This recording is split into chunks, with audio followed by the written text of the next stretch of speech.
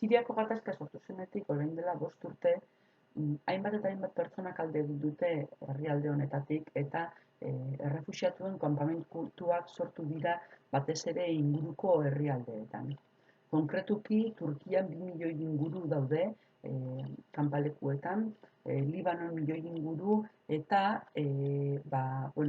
Jordanian, Irak eta Egipton beste batzuek, baina ez hain talde handiak, ezta? Barruko desplazamentuak ere handiak izan dira, 4 edo 5 milioi inguru kalkulatzen da izan direla barruko desplazamentu hauetan egon diren pertsona taldeak, ezta? 2015 arte eman da batez ere Siria eta bere inguruetan egotea errefuxiatu talde handiena. Baina 2015 aurrera nabarmen igo da Europara datozen errefuxiatuen kopurua.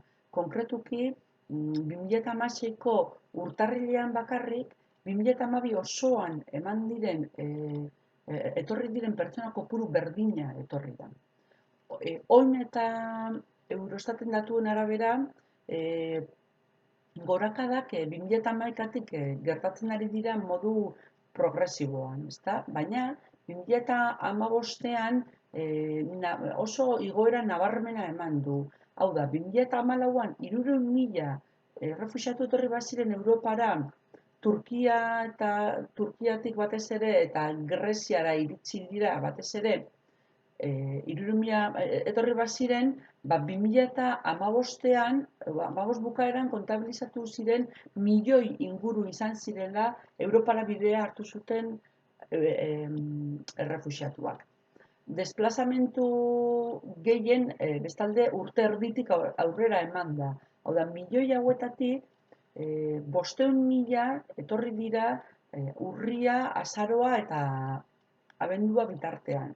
Eta beste 300.000 barkatu izan dira abuztu eta irailean etorri direnak. Zer gertatu da? Batean Europara etortzeko errefuxiatu hauek guztiak, ezta? Arrazoiak ezberdinak izan daitezke, oso ezberdinak izan daitezke ikuspuntuaren arabera. Baina gertakari batzuek eman dira, eta behar bada, gertakari hauek aipatzea inportantea da arrazoiak bilatzerako orduan, ezta?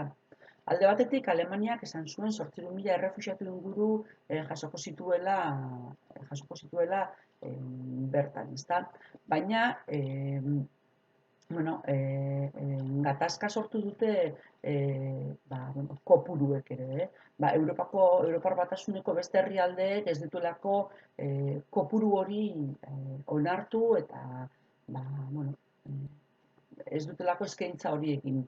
Iraila bukaeran, Errusiak hasi zen parte hartzen, 2015ko iraila bukaeran, hasi zen parte hartzen Siriako ejertzitoari lagunduaz, aire bidezko bombardeaketak eginaz, ezta?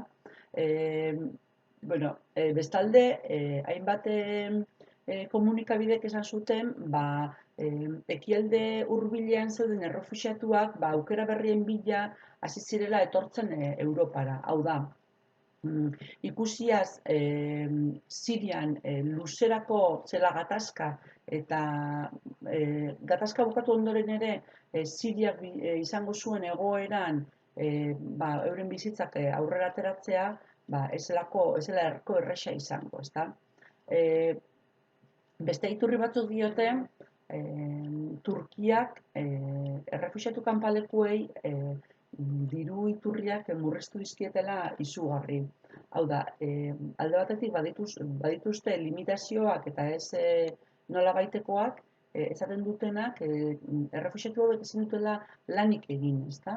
Eta bestalde batetik, errefuxiatuei emandako diru laguntzak murriztu egin dira etengabean eta oso egoera kaskarretan daude gaur egun kanpaleku horietan dauden pertsonak.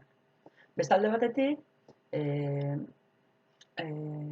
errefuxiatuak Turkiatik Greziara eramateko sortutako mafiak eta taldeak indartu egin dira edo handitu egin dira azken aldian, ezta?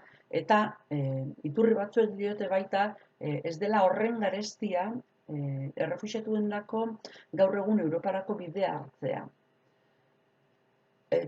Bueno, errefuxiatuen perfila ere ezagutu da, azken aldian. Azken aldian ezagutu da errefuxiatuen perfila eta jakin dugu pentsatzen genuena ere etzela, ezta? 52% dira gizonak eta besteak dira beste kolektibo guztiak, emakumeak, haurrak edo bestelako kolektiboak. Honek esan nahi du, guk genuen irudia ez dela errefuxiatu hauen errealitatea, ezta? Ekaitaldeak aipatu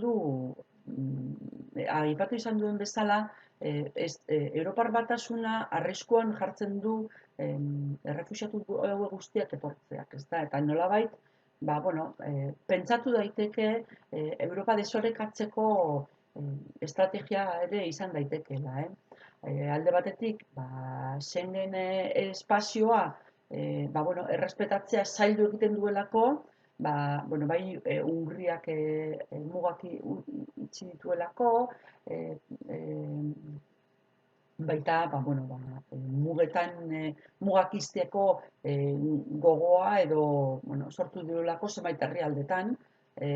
Herrialde bakoitzak bere erabakiak hartzen hasi delako Europar Batasuna kontuan izan gabe, eta Europar Batasuna bere zailtasunak dituelako erabakiak hartzerako orduan, erabaki bateratuak hartzerako orduan, gai hauen inguruan, eta bestalde batetik baita,